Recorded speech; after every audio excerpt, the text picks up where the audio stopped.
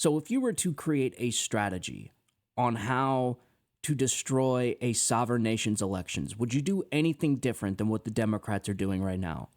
The margin of victory in the 2020 election was 42,000 votes between 3 or 4 different swing states, Arizona being one of them, with just 10,000 votes deciding that election for that state. So when they opened up the southern border, the Biden-Harris administration, people started asking themselves, well, why would they do this?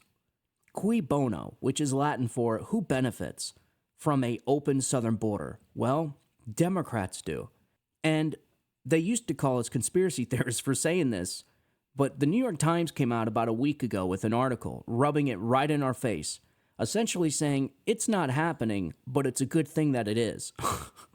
So we have a whole lot to get into. I want to get into this battle that's going on in Arizona right now because this is really important, something that's been on all of our minds the last 4 years, and we've been waiting for Republicans or these states to step up and start fighting back against this and securing our elections, to bring back trust and integrity in our elections. The Democrats, they don't want trust and integrity.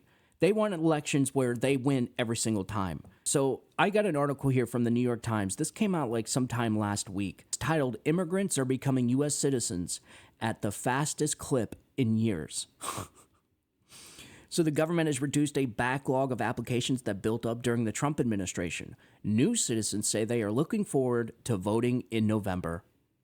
The federal government is processing citizenship requests at the fastest clip in a decade, moving rapidly through a backlog that built up during the Trump administration and the coronavirus pandemic.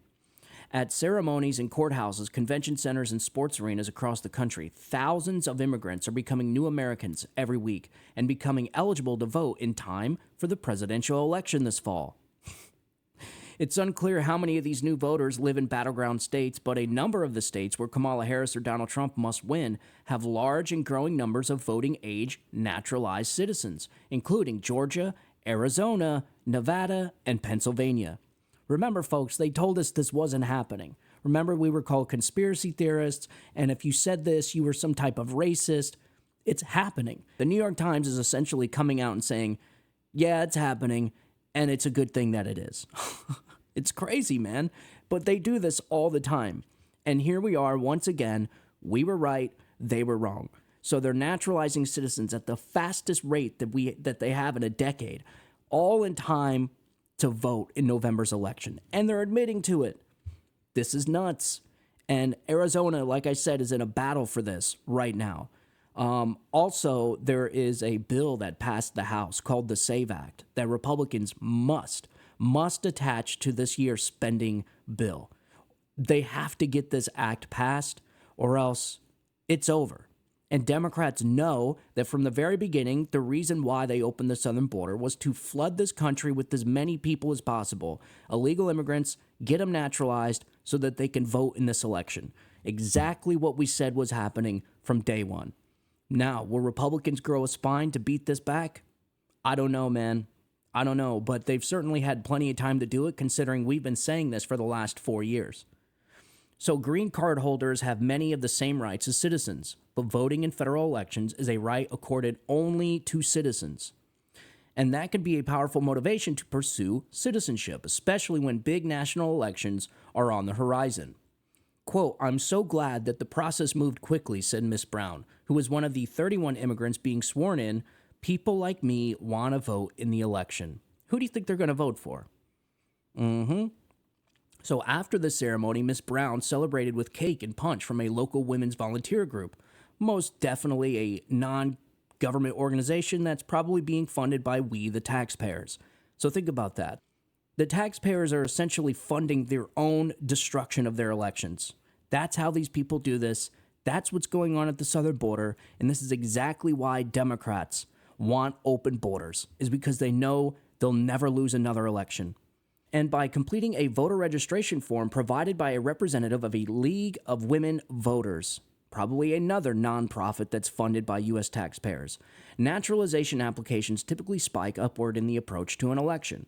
Quote, "The surge in naturalization efficiency isn't just about clearing backlogs, it's about potentially reshaping the electorate merely months before a pivotal election, said Zhao Wang, chief executive of Boundless, a company that uses government data to analyze immigration trends and that offers services to immigrants who seek professional help in navigating the application process. Again, non-government organizations that are funded by the government, funded through loopholes, and the way this is how all this crap is funded.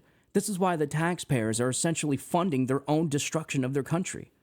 And I just find it insane how we've been saying this for 3.5 years and Democrats have denied every single inch of it until 90 days up into the election. And now they're straight up just coming out and saying, yeah, they're pumping this country full of illegal immigrants. They're naturalizing them as fast as possible in a rate that they haven't seen in over a decade, all in order to change the electorate. It's happening. They're saying it right here. So as under 5 months, application processing speed is now on par with 2013 and 2014. About 3.3 million immigrants have become citizens during President Biden's time in office. Who do you think those 3.3 million immigrants are going to be voting for? So with less than 2 months to go before the close of the 2024 fiscal year, the U.S. Citizenship and Immigration Services took 4.9 months on average to process naturalization applications in the first 9 months of the current fiscal year, compared with 11.5 months in fiscal 2021.